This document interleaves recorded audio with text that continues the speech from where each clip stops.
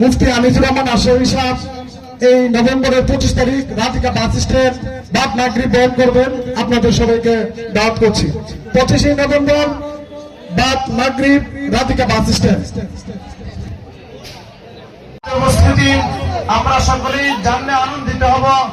বাংলার জাগ্রত বীর, কারণ নির্যাতিত মাজলুম আলেম দ্বীন আল্লাহর এই জমিনে আল্লাহর হুকুমত প্রতিষ্ঠা করার জন্য যিনি রাত দিন বিরামহীন পরিশ্রম করছে, জাগ্রত বীর আল্লামা গাজী ইয়াকুব উসমানী সাহেব আমাদের মাঝে উপস্থিত হয়েছেন।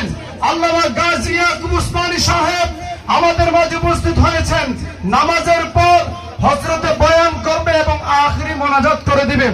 আমরা যারা আসছি আমরা সকলেই আল্লামা গাজী জাগ্রত বীর আল্লামা গাজী ইয়াকুব উসমানী সাহেবের কাছ থেকে গুরুত্বপূর্ণ আলোচনা শুনে এবং মোনাজাত করে এখান থেকে বিদায় নেব ইনশাআল্লাহ। সম্মানিত উপস্থিতি, আল্লামা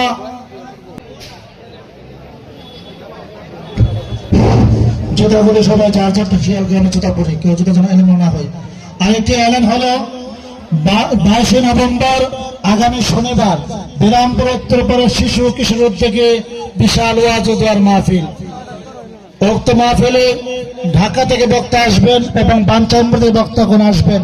এতে সবাইকে দাওয়াত করা হলো আগামী শনিবার, রোজ শনিবার 22 নভেম্বর বিরামপুর উত্তরপাড়া শিশু কিশোর উদ্যোগে সূর্যমুখী স্কুল মাঠে বিশাল ওয়াজ ও দোয়ার মাহফিলকে সবাইকে দাওয়াত করা হলো।